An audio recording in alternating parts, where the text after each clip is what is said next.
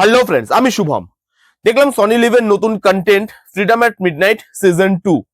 Season 1 যেখানে শেষ হয়েছিল, সিজন 2 ওখান থেকেই শুরু হচ্ছে। তাই জন্য সিজন 2 আপনাদের যদি দেখতে হয় তাহলে সিজন 1টা আপনার দেখা থাকতে হবে, নাহলে কিন্তু সিজন 2 এর অনেক জায়গায় বেশ কিছু প্রবলেম আপনাকে ফেস করতে হতে পারে অ্যাজ অডিয়েন্স।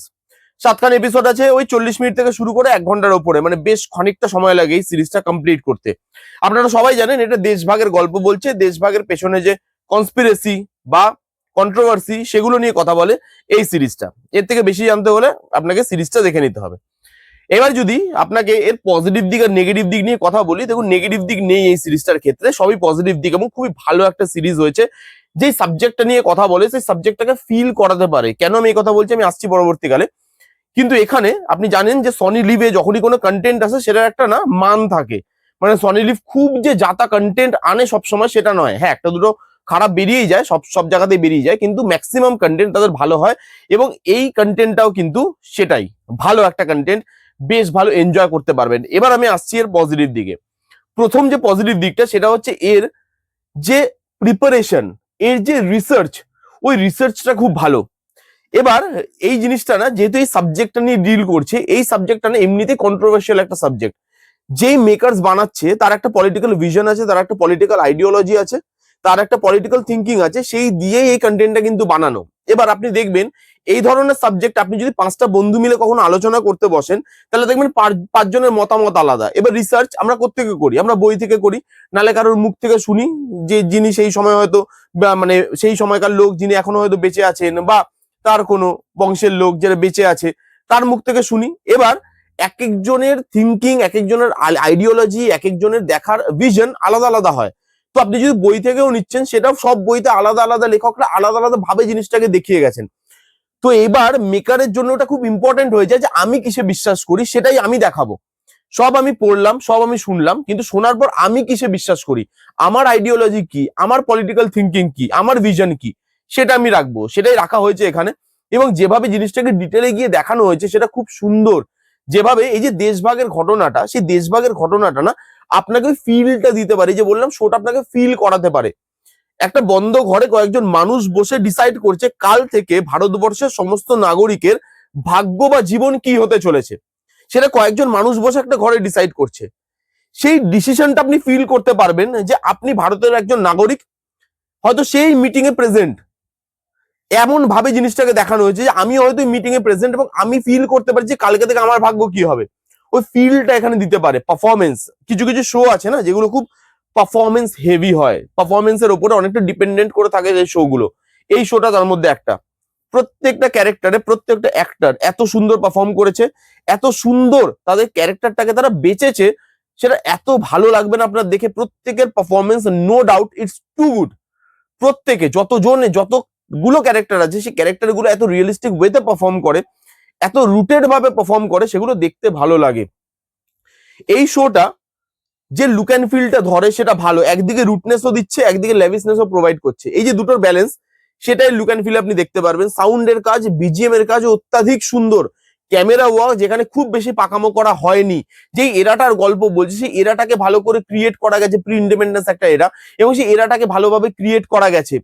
আগের সিজনটায় আপনি দেখবেন অনেকে ব্যাকফুটে ছিল, তাদেরকে এখন মানে ফ্রন্ট ফুটে আনা হয়েছে।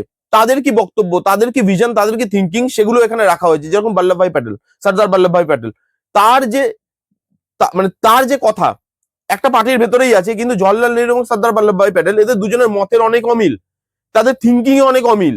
সেই জায়গাটা যেভাবে, সেই কনফ্লিক্টটা যেভাবে দেখানো হয়েছে সেটা ভালো।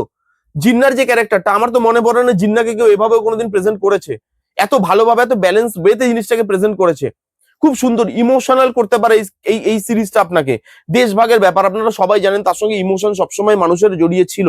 তখনকার দিনে, আজকের দিনেও যখন আমরা দেখি আমরা ভাবুক হয়ে যাই যে কি হয়েছিল হয়তো সেই মানুষগুলোর সঙ্গে, যাদের এক রাতের মধ্যে ডিসাইড করে দেওয়া হয় যে কালকে থেকে এটা তোমাদের বাড়ি নয়, কালকে থেকে তোমাদের বাড়ির লাইনের ওই পারে। সেই জিনিসটা কতটা পেনফুল, তাদের কি করে কি সহ্য করতে হয়েছিল সেই সময়, সেই পেনটা, সেই ফিলিংটা, সেই ইমোশনটা, তার কোর ইমোশনটা এই কন্টেন্ট, এই সিরিজটা কিন্তু ধরতে পারে। এখানে সব দিক থেকে না সিরিজটা খুব ভালো। যারা হিস্ট্রি নিয়ে পড়াশোনা করেন বা যারা হিস্ট্রি জানতে, তার ব্যাপারে জানতে ভালোবাসেন, পলিটিক্সে আগ্রহ আছে, এই ধরনের পলিটিক্স তারা সেই জিনিসটাকে ফলো করে এসছে, পড়ে এসছে, তাদের এই সিরিজটা মাস্ট ওয়াচ।